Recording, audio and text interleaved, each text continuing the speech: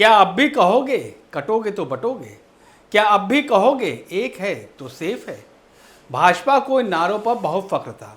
वो कहती थी और समझती थी कि जिन राज्यों में इसको समझा उन्होंने भाजपा के हाथों में खुद को सेफ समझा। कहा गया कि हिंदुओं को जाति में ना बांटो, लेकिन अब तो मोदी सरकार ही पूछ रही है कि भैया बताओ तुम्हार कौन जाति। एक सप्ताह पहले ही तो 23 अप्रैल को छत्तीसगढ़ भाजपा एक्स हैंडल ने पहलगाम में मारे गए भारतीय नौसेना के लेफ्टिनेंट की तस्वीर पोस्ट की थी। इस तस्वीर में उनकी पत्नी भी शव के पास बैठी थी। इस तस्वीर के साथ कैप्शन लिखा था, धर्म पूछा जाति नहीं। ऐसा लगता है कि इस पोस्ट का उद्देश्य ये संदेश देना था कि जाति विभाजनकारी हो सकती है, लेकिन शायद राजनीतिक हालात ने भाजपा का नैरेटिव ही बदल दिया। केंद्रीय मंत्री धर्मेंद्र प्रधान तो जाति जनगणना कराने के फैसले को केंद्र सरकार का एक बहुत बड़ा कदम बता रहे हैं, कसीदे पढ़ रहे हैं। कह रहे हैं कि ये फैसला सामाजिक न्याय के लिए एनडीए सरकार की प्रतिबद्धता दिखाता है और मोदी सरकार के इस फैसले ने इस देश की जनता ने सच्ची नीयत और खोखली नारेबाजी के बीच का फख्र देख लिया। तो उनका इशारा किसकी ओर था ये बताने की ज़रूरत नहीं, लेकिन पहलगाम तनाव के बीच मोदी सरकार जाति काहे पूछ रही है। नमस्कार, आप देख रहे हैं संवाद लाइव खुर्रम निजामी के साथ। दिल्ली में पहलगाम को लेकर ताबड़तोड़ बैठकें हो रही थी और इन बैठकों के बीच संघ अध्यक्ष मोहन भागवत 1.5 घंटा पीएम मोदी से मुलाकात करते हैं।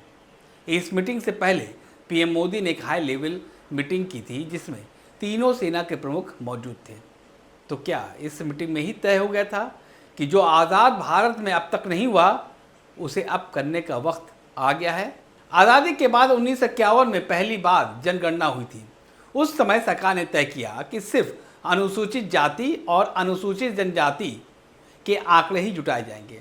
तो वहीं 1991 में राज्यों को ओबीसी की अपनी सूची तैयार करने के लिए सर्वे की इजाज़त दी गई थी।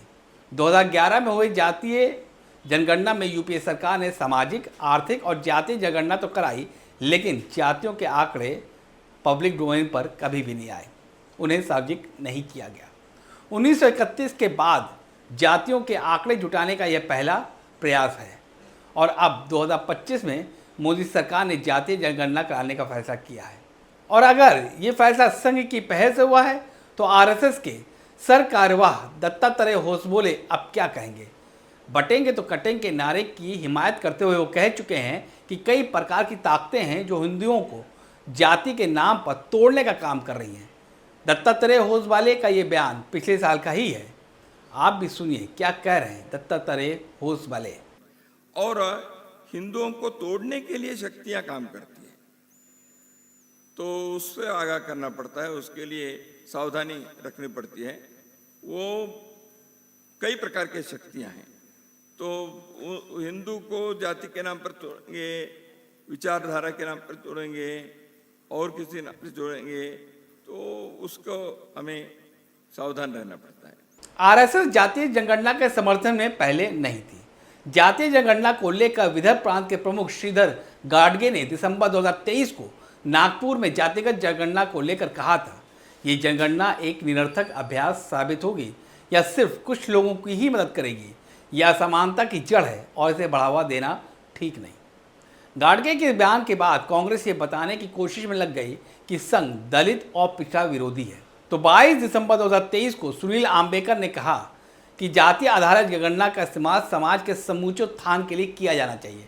साथ ही इससे जुड़े लोगों को यह सुनिश्चित भी करना चाहिए कि किसी भी कारण से सामाजिक सद्भाव और एकता भंग ना होने पाए। जातिगत जनगणना को लेकर आम्बेकर, जो कि आरएसएस से ताल्लुक रखते हैं, इस बयान से काफ़ी कुछ हद तक संघ का स्टैंड क्लियर हो गया था। यानी संघ का एक धड़ा इसको ज़रूरी तो बता रहा था, तो साथ में चेता भी रहा था।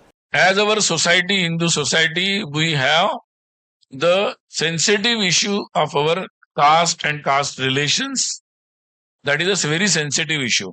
So, and of course, it is an important issue of our national unity and integrity. So, it should be dealt very seriously, not just on the basis of electioning or election practices or politics. So, I think as RSS think, yes, definitely for all welfare activities particularly addressing to the particular community or caste which is lagging behind, and so which is special attention is needed to some communities and caste. So for that, if sometime government needs the numbers, it is a very well practiced. So government needs the numbers, it takes, earlier also it has taken, so it can take it, no problem.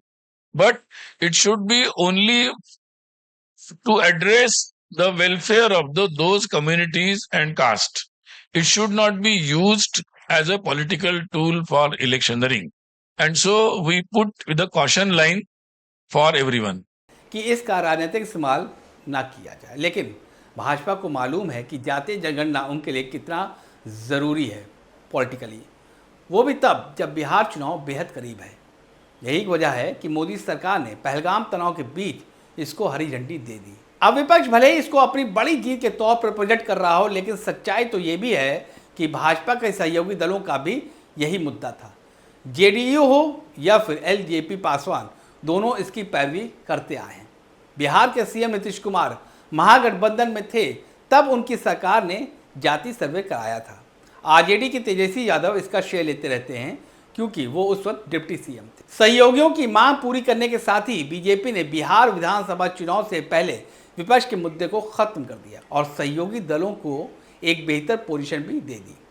विपक्ष जरूर इसको भुनाने की कोशिश करेगा और कहेगा कि उन्होंने मोदी सरकार को घुटने पर ला दिया, तो भाजपा और उनके सहयोगी दल इसका क्रेडिट लेकर अपने फायदे में इस्तेमाल कर सकते हैं। मोदी सरकार के इस फैसले से ये तो साफ हो जाता है कि अब संघ और भाजपा के रिश्ते बेहतर हो चुके हैं और बिहार चुनाव से पहले संघ के सुझाव को मानते हुए केंद्र सरकार ने अपने फैसले से विपक्ष से एक बड़ा मुद्दा भी हथिया लिया। ये फैसला ये भी बताता है कि 2024 लोकसभा चुनाव की शिकस्त से भाजपा ने बहुत कुछ सीखा भी।